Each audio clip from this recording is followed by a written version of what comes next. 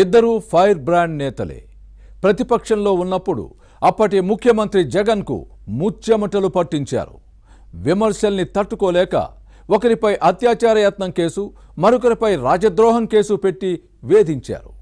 ఒకరిని అరెస్ట్ చేసి 3rd degree ప్రయోగించారు. కానీ ఇప్పుడు ఆ ఇద్దరు నేతలు అత్యున్నత స్థానంలో ఉన్నారు. ఫైర్ బ్రాండ్ నేతలకు మాట్లాడే వీలు లేకుండా పదవులతో వారి నోటికి తాళం వేశారనే గుసగుసలు వినిపిస్తున్నాయి. ఇంతకీ ఎవరా నేతలు, వారికిచ్చిన పదవులేంటి, వైసీపీ పాలనలో ఎదుర్కొన్న ఇబ్బందులేంటి? For more details, watch the story.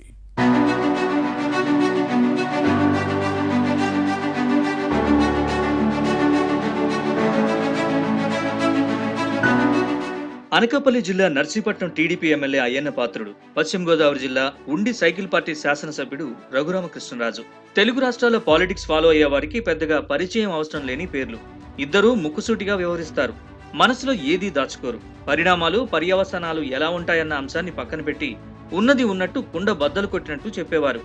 అవే ఇరువురికి ఇబ్బందులు తెచ్చిపెట్టాయి. వ్యక్తిగతంగా కష్ట నష్టాలు తప్పలేదు. వీరిలో ప్రస్తుతం ఒకరు సభాపతిగా ఉంటే మరొకరు డిప్యూటీ స్పీకర్. శాసనసభ స్పీకర్ గా అయ్యన్న పాత్రుడు, ఉపసభాపతిగా రఘురామకృష్ణరాజు వ్యవహరిస్తున్నారు. పొలిటికల్ గా డేరింగ్, డాషింగ్, డైనమిక్ నేతలుగా పేరుంది. తెలుగుదేశం ప్రతిపక్షంలో ఉన్నప్పుడు ఫైర్ బ్రాండ్ లీడర్లుగా ముద్రపడ్డారు. జగన్ ప్రభుత్వ విధానాలను అయ్యన్న పాత్రుడు తూర్పార పట్టేవారు. వాటిని తట్టుకోలేక అప్పట్లో అయ్యన్నపై పలు కేసులు నమోదయ్యాయి. చివరకు అత్యాచార యత్నం చేశారంటూ ఎఫ్ఐఆర్ రిజిస్టర్ అయింది. చివరికి నర్సీపట్నంలో అయ్యన్న ఇంటి ప్రహరీ గోడను కూలగొట్టించింది వైసీపీ ప్రభుత్వం. అయినా తగ్గేదేలే అన్నట్లుగా వ్యవహరించారు అయ్యన్న పాత్రుడు. ఎన్టీఆర్ హయాం నుంచి టీడీపీలో ఉన్న అయ్యన్నకు ముఖ్యమంత్రి చంద్రబాబు నాయుడు ఏపీ శాసనసభ స్పీకర్ పదవినిచ్చి గౌరవించారు.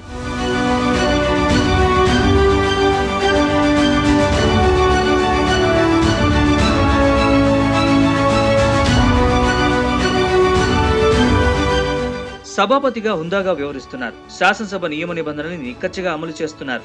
సమయపాలనకు ప్రాధాన్యత ఇస్తున్నారు.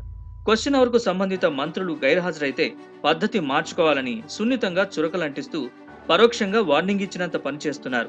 సభ్యులందరూ క్రమశిక్షణ, నిబంధనలు పాటించేలా చూస్తున్నారు. స్పీకర్ గా అయ్యన్నలో పూర్తి మార్పు కనిపిస్తోందని కూటమి నేతలు ప్రశంసిస్తున్నారు. మరోవైపు డిప్యూటీ స్పీకర్ గా ఎవరిని ఎంపిక చేయాలనే అంశంపై తెలుగుదేశంలో తర్జన భర్జన జరిగింది. రఘురామకృష్ణరాజు ముందుగా మంత్రి పదవి ఆశించినప్పటికీ ఈక్వేషన్స్ కుదరలేదు.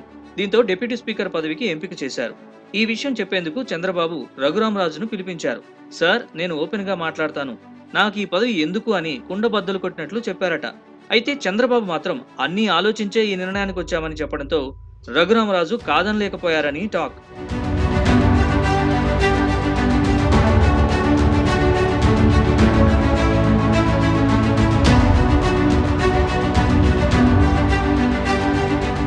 అయితే తనకు ఓ కోరిక ఉందని, వచ్చే ఎన్నికల్లో దాన్ని నెరవేర్చాలని రఘురామ కోరగా చంద్రబాబు తప్పనిసరిగా చేద్దామని హామీ ఇచ్చారట. మరోవైపు డిప్యూటీ స్పీకర్ గా ఎన్నుకుని సభాధ్యక్ష స్థానంలో కూర్చోబెట్టే సమయంలో రఘురామరాజు ముఖ్యమంత్రి చంద్రబాబుకు పాదాభివందనం చేయబోయారు. కానీ చంద్రబాబు సున్నితంగా తిరస్కరించారు. సహచర మంత్రులు, శాసనసభ్యులతో కలిసి డిప్యూటీ స్పీకర్ ను సభాధ్యక్ష స్థానంలో కూర్చోబెట్టారు.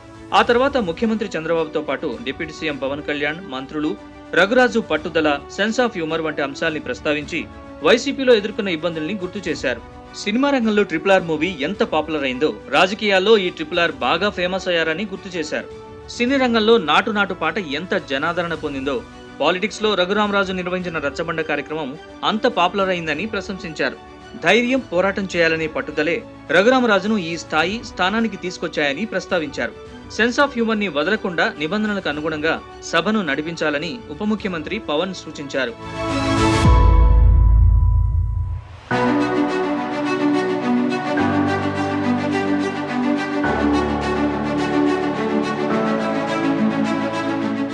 అయితే ఈ ప్రశంసల వెనక పెద్ద కథే ఉంది. సహజంగా సమస్యలు, రాజకీయ పరిణామాలపై నిర్మోహమాటంగా మాట్లాడే లక్షణం రఘురామరాజుది. తెలుగుదేశం అధికారంలోకి వచ్చిన తర్వాత కూడా వివిధ అంశాలపై నిర్మోహమాటంగా తన అభిప్రాయాల్ని వ్యక్తం చేశారు. దీంతో పార్టీ నేతల్లో కూడా ఈ వ్యవహారం చర్చనీయాంశంగా మారింది. రఘురామరాజుకు డిప్యూటీ స్పీకర్ ఇవ్వాలని టీడీపీ హైకమాండ్ ఆలోచించి వెంటనే అమలు చేయడంపై శాసనసభ లాబీల్లో జోకులు పేలాయి. ప్రతిపక్ష నేత హోదా ఇస్తేనే సభకొస్తానని మారాన్ చేస్తున్న జగన్ అంశం ప్రస్తావనకు వచ్చింది. విపక్ష నేత హోదా ఇచ్చినా కూడా ఇప్పుడిక సభకు రారని అనుకున్నారు. ఇందుకు కారణం లేకపోలేదు.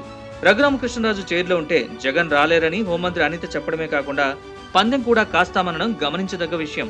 పందెం ఎంత అంటే 11 రూపాయలని చెబుతూ వైసీపీపై వ్యంగ్యాస్త్రం విసిరారు. వైసీపీకి 11 సీట్లు వచ్చాయనేది ఇక్కడ గుర్తుపెట్టుకోవాల్సిన అంశం.